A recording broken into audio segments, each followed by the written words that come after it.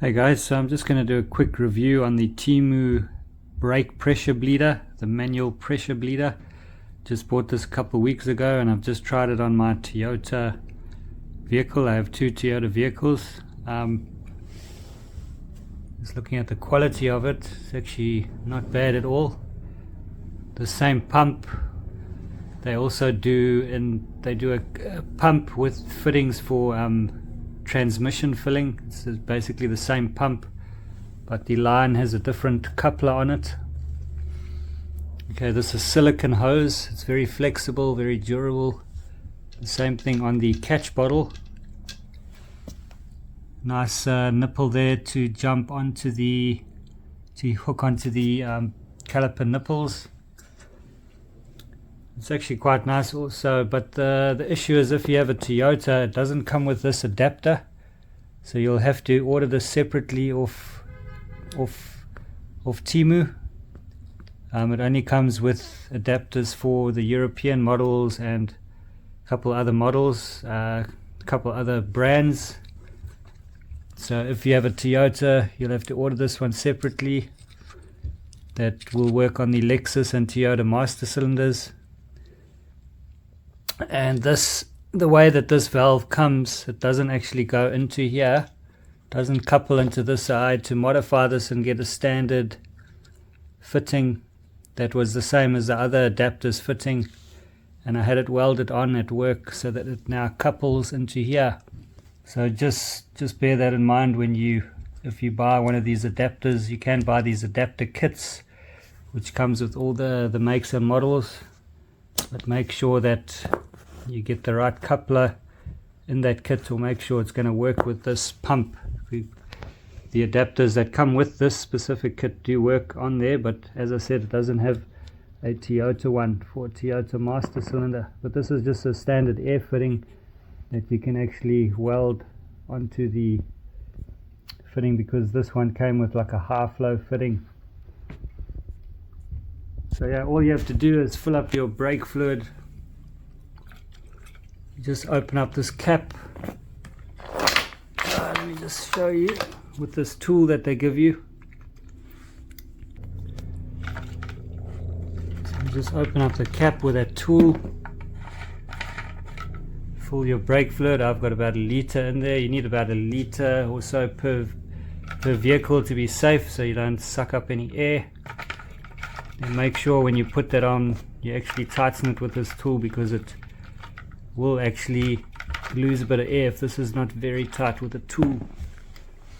Now, in terms of the pressure, you want to pump this up to about 30 psi.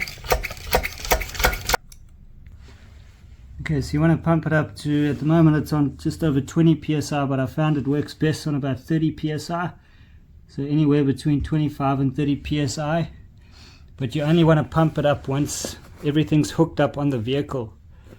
Once your adapter's on, and you just hook up your adapter, and then you start pumping. You don't want to have it pressurized and then push this on. I mean, you can do it that way, but it's probably best to have the adapter on and then start pressurizing, because if it's pressurized and you put it straight on, it might make a little bit of mess out here. To have it all hooked up and then pressurize it. I'll just show you what it looks like on the vehicle. Now with this adapter, as you can see, it separates like that, so you want to take these out first. So you just want to unscrew the top piece fully, then these will fall out. As you can see, sorry about the annoying helicopter. Okay, so you want to come to your Toyota or Lexus master cylinder and just push this in. Okay, it's got two rubber O-rings on there. Just lube them up a bit before you push them in so they don't pinch. Now you want to push that into about at that depth over there, so the silver part is about equal on the top of the reservoir. This must be screwed all the way to the top, and you just want to put your adapter on each side, because as you can see, this has a lip, and that lip goes under this lip on the master cylinder. So you just want to put one over. It can be a bit of a fiddly process to do this sometimes, but you just want to do that. Then you want to push them together.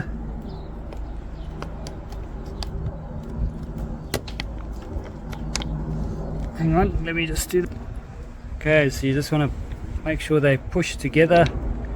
Once that's done, then you screw this down, and that will clamp this whole piece together.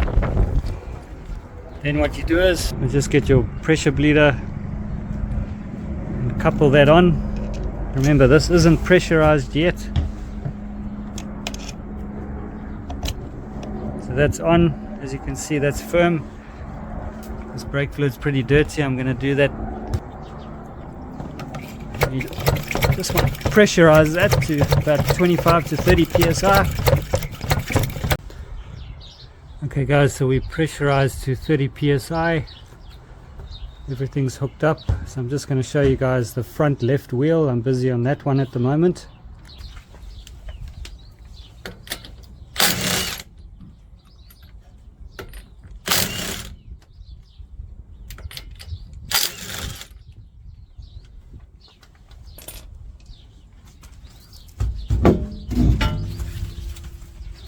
Guys, so we haven't hooked up the bottle yet, but I just want to show you guys the amount of pressure that comes out of here at 30 psi.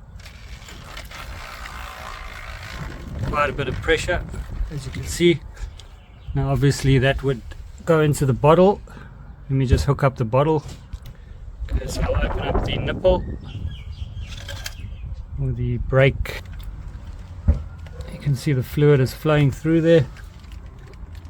You see the bottle is filling up.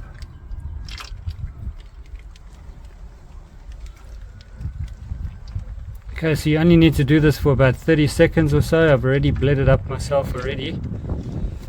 So you don't have to worry about the bottle losing pressure.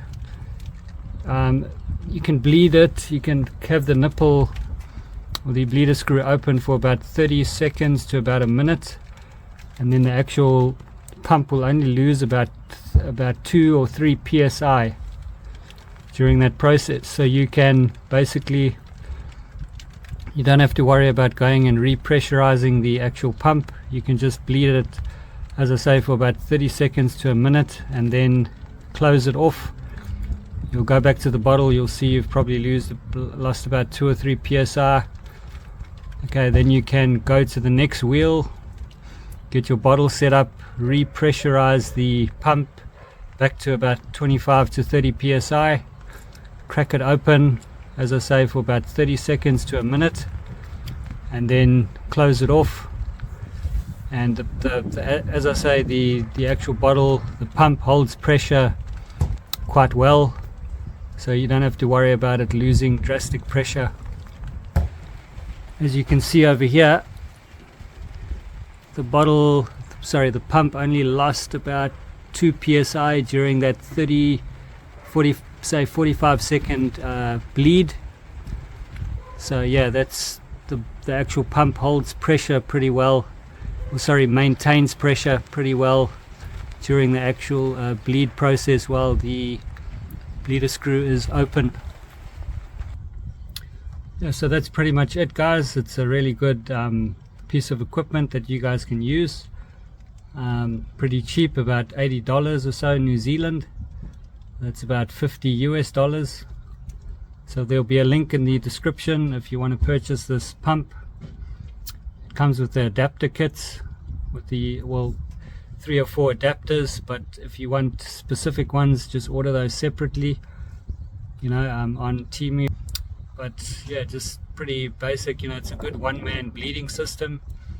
If you guys are struggling to bleed brakes yourself after you've done a brake job, or if your customer requires you to bleed their brakes, it can be a separate job on itself just to bleed a customer's brakes.